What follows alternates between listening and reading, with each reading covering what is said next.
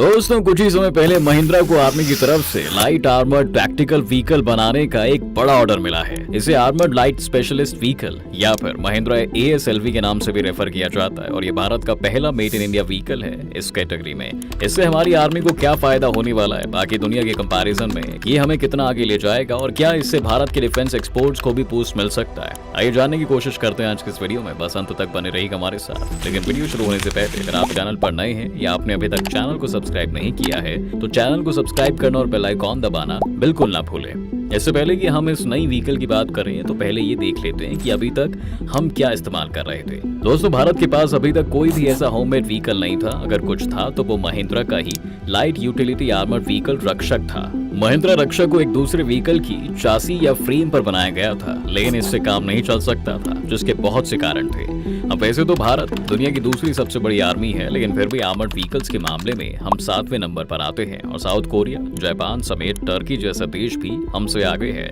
इससे पहले भारत या तो साउथ अफ्रीका से अपने व्हीकल्स खरीदता था या फिर उनके साथ एक जॉइंट वेंचर के रूप में उन्हें बनाता भी था। जी हाँ दोस्तों, जिस वजह से भारत उनके ऊपर काफी डिपेंडेंट हो गया था।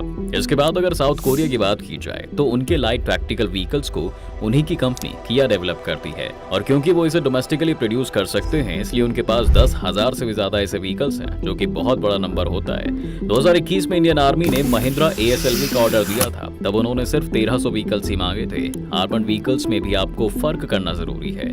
दरअसल आर्मर्ड व्हीकल्स मुख्य तौर पर दो तरह के होते हैं, जो कि उनके रोल और साइज पर डिपेंड करता है। एक होता है इन्फेंट्री फाइटिंग व्हीकल्स, जो कि एक ऑफेंसिव रोल प्ले करता है और दुश्मन पर हमला करने के लिए इस्तेमाल किए जाते हैं, जिसमें हमारे BMP-1 और BMP-2 जैसे टैंक्स आ जाएंगे। दूसरे तरह के व्हीकल्स को आर्मर्ड पर्सोनल कैरीज होते हैं और इसमें भी आगे दो कैटेगरीज हैं। एक है MRAPS यानी कि mine resisted ambush protected carriers और दूसरे होते हैं लाइट मल्टी यूटिलिटी व्हीकल्स या LMUV। MRAPS के पास ज्यादा वेपन्स और ज्यादा लोड होता है, साथ ही इसमें माइंस और बाकी तरह के अटैक्स के लिए प्रोटेक्शन भी दी जाती है, लेकिन अपने हेवी वेट की वजह से ये बैटलफील्ड में तेजी से मूव नहीं कर सकते, जबकि LMUVs तेज होते हैं और उन्हें मैन्यूवर करना भी आसान होता है। हल्के होने के कारण इन्हें प्लेन्स के जरिए कहीं भी ड्रॉप किया जा सकता है और आजकल जो नर LMUVs आ रहे हैं उसमें माइन प्रोटेक्शन और आर्मर भी मिलता है, जिस वजह से अब आप उन्हें भी MRAPS की कैटेगरी में डाल सकते हैं। हालांकि आप इनकी प्रोटेक्शन को असली MRAPS जितने रिलायबल नहीं मान सकते। दोस्तों अगर इंडियन आर्मी के करंट स्टॉक की बात की जाए तो हमारे पास कैस्पर MK2, जो कि एक साउथ अफ्रीकन MRAP है, उसका ही एक लाइसेंस्ड वर्जन आदित्य है। जी हाँ दोस्तों, ये एक लोकल ऑर्डिनेंस फैक्ट्री में बनता है और इसके अलावा हमारे पास अब कल्याणी M4 भी आ गई है, जो कि साउथ अफ्रीका के ही M-बॉम्ब पर बेस्ड है। लेकिन अगर हम प्योर लाइट यूटिलिटी व्हीकल्स की बात करें तो हमारे पास सिर्फ महिंद्रा का रक्षक ही है, जो कि बेसिकली एक जीप के डिजाइन पर बेस्ड है और इसका आर्मर AK-47 के राउंड से तो आपको बचा लेगा, लेकिन ये ज्यादा डैमेज नहीं सह पाएगा। इसके साथ साथ ये सिविलियन जीप्स के डिजाइन पर भी बेस्ड है, इसलिए ये एक सर्टेन लेवल तक ही वेट होल्ड कर सकते हैं, जबकि आर्मी के इक्विपमेंट्स के वेट की वजह से इन पर एक्स्ट्रा प्रेशर पड़ता है और ये जल्दी ब्रेक डाउन कर सकते हैं। नॉर्मली इंडस्ट्री में रक्षक जैसी जीप्स पर 1600 से 1800 किलोग्राम तक का वजन पड़ता है, लेकिन आर्मी के पास जब ये होती है तो इसे 2600 किलो तक का वेट कैरी करना होता है। साथ ही इतनी लिमिटेड कैपेबिलिटी वाली गाड़ी को बनाने के लिए भी हमें एक इजरायली कंपनी प्लासन की मदद लेनी पड़ती थी, लेकिन अब महिंद्रा की जो ASLV है वो न सिर्फ इसे बेहतर बल्कि उसे भारत में ही डिजाइन भी किया गया है। जी हाँ दोस्तों, ASLV के अगर स्पेक्स की बात की जाए तो इसमें 216 हॉर्स पावर का इंजन है, electronically controlled turbocharged 6 cylinder engine है, 4 व्हीकल ड्राइव हैं और 6 से 8 लोगों के साथ ये 1000 किलो का पेलोड भी साथ में कैरी कर सकती है। लेकिन ये सब चीजें ही सिर्फ इसको खास नहीं बनाती,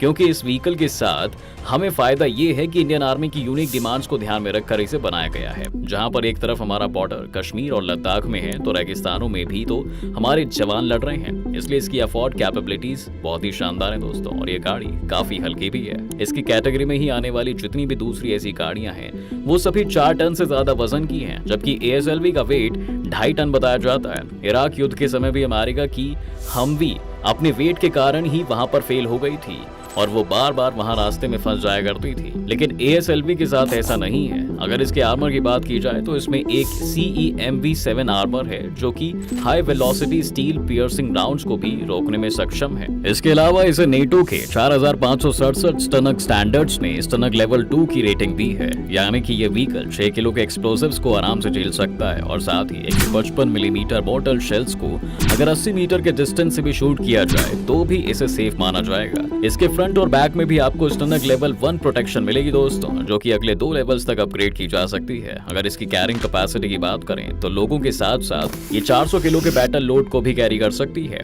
इसके टायर्स को भी बिना हवा के 50 किलोमीटर तक चलाया जा सकता है और इसमें गाड़ी के अंदर बैठकर टायर्स में हवा भरने का ऑप्शन भी है। इसके बाद इसमें एक गन हैच है, एक ग्रेनेड लॉन्चर भी इसके साथ माउंट किया जा सकता है और इसके अलावा इसमें एक मीडियम मशीन गन और सर्विलांस इक्विपमेंट को भी अटैच किया जाने का ऑप्शन है। अगर नेविगेशन की बात करें तो इसमें जीपीएस, टेक्निकल कंट्रोल और कमांड विद मैपिंग है और इसकी रेडियो फ्रीक्वेंसीज भी हाई और अल्ट्रासोनिक है। अगर हम इसी व्हीकल के राइवल्स दुनिया भर में ढूंढने चले तो हमारे सामने Polish 201, French Sherpa light, south African RG32 Scout, जेश P1857 जो कि टाटा ट्रक के डिजाइन पर बेस्ड है, डच शिवाको LMV, किया का LTV, इजिप्ट का LSV, स्विस आर्मी का Mowag Eagle, China based Norinco's VN21 और अमेरिका की हमवी जिसे अब JLTV से रिप्लेस कर दिया गया है, जो कि एक बेहतर व्हीकल है। लेकिन महिंद्रा का ASLV इनसे कई आगे है। JLTV का वजन 9 टन है, जेश बेस्ड ASLV का वजन 12 टन है, जबकि महिंद्रा ASLV का वेट सिर्फ 2.5 टन है, जिस वजह से ये हर टेरेन में चल सकती है। इसके अलावा सभी में स्टनक लेवल 2 की प्रोटेक्शन है, लेकिन चीन के पास अभी सिर्फ लेवल 1 की ही प्रोटेक्शन है। इंजन कैपेसिटी की बात करें तो बाकियों का वेट ज्यादा होने की वजह से उनकी इंजन की हॉर्स पावर की डिमांड बढ़ जाती है, लेकिन अपने वेट के हिसाब से उनके इंजन उतने पावरफुल नहीं होते हैं। जहां महिंद्रा ASLV 2.5 टन के होने के बाद भी 216 हॉर्स पावर का इंजन रखती है, वहीं पॉलिश LTV का वेट 4.4 टन है और सिर्फ 166 HP का इंजन है। जी हाँ दोस्तों, फ्रेंच शेरपा का वेट 7.7 टन है और उसके पास 215 HP का इंजन है। इसका एक कारण ये भी है कि फ्रांस और कोरिया जैसे देशों में ज्यादातर फ्लैट टेरेन्स हैं, इसलिए उनके व्हीकल ज्यादा हैवी हो सकते हैं, लेकिन हमारे पास ये ऑप्शन नहीं है। खैर, अब आते हैं इसमें एक्सपोर्ट का कितना पोटेंशियल है। दोस्तों, अगर इस प्रोजेक्ट के राइट्स की बात करें तो वो महिंद्रा के पास ही है और इसने कोई फॉरेन कंपनी शामिल भी नहीं है, इसलिए जो भी फायदा होगा भारत को ही होगा। इसके साथ साथ ये व्हीकल्स न सिर्फ कॉस्ट इफेक्टिव हैं बल्कि ज्यादा चैलेंजिंग कंडीशंस में सर्वाइव भी कर सकता है, जिस वजह से अफ्रीका और साउथ ईस्ट एशिया में बहुत से देश इस ASLV में इंटरेस्टेड होंगे। क्योंकि ये प्रोजेक्ट भारत का है, इसलिए सिर्फ हमारे काम ये व्हीकल बेचने पर खत्म नहीं हो जाता, बल्कि logistical support, spare parts, maintenance, इन सब के लिए उन्हें भारत की जरूरत ही पड़ेगी, जो कि एक फाइनेंशियल अपॉर्चुनिटी है। तो साथ ही साथ इससे हमारे संबंध भी इन देशों के साथ अच्छे होंगे। भारत ने अमेरिका को भी हथियार बेचने शुरू किए हैं दोस्तों, जिससे कि हम अब ईस्टर्न यूरोप और सेंट्रल एशियन रिपब्लिक्स में भी दखल देने की कोशिश कर रहे हैं। इस समय लाइट आर्मर व्हीकल्स की डिमांड दुनिया भर में तेजी से बढ़ रही है और अगर हम सिर्फ मिडल ईस्ट और अफ्रीका की बात करें तो यहाँ पर अभी ये मार्केट 3.7 बिलियन की है, जो कि 2030 तक ग्रो करके 5.8 बिलियन की हो जाएगी। वैसे दोस्तों, आपको क्या लगता है, क्या अब बोइंग और लॉकहीड मार्टिन की तरह अब भारतीय कंपनीज भी डिफेंस के सेक्टर में एक रेवोल्यूशन लाने वाली हैं? और क्या इस तरह की कोशिशों से हम 2025 तक 5 बिलियन के डिफेंस एक्सपोर्ट्स का सपना पूरा कर पाएंगे? आपको क्या लगता है, हमें कमेंट सेक्शन में जरूर बताएं। उम्मीद है आपको आज के इस वीडियो में काफी कुछ नया मिला होगा। अगर आपको ये वीडियो पसंद आया है तो वीडियो को लाइक करें और अगर आप इस चैनल पर नए हैं तो जाने से पहले चैनल को सब्सक्राइब करना ना भूलें।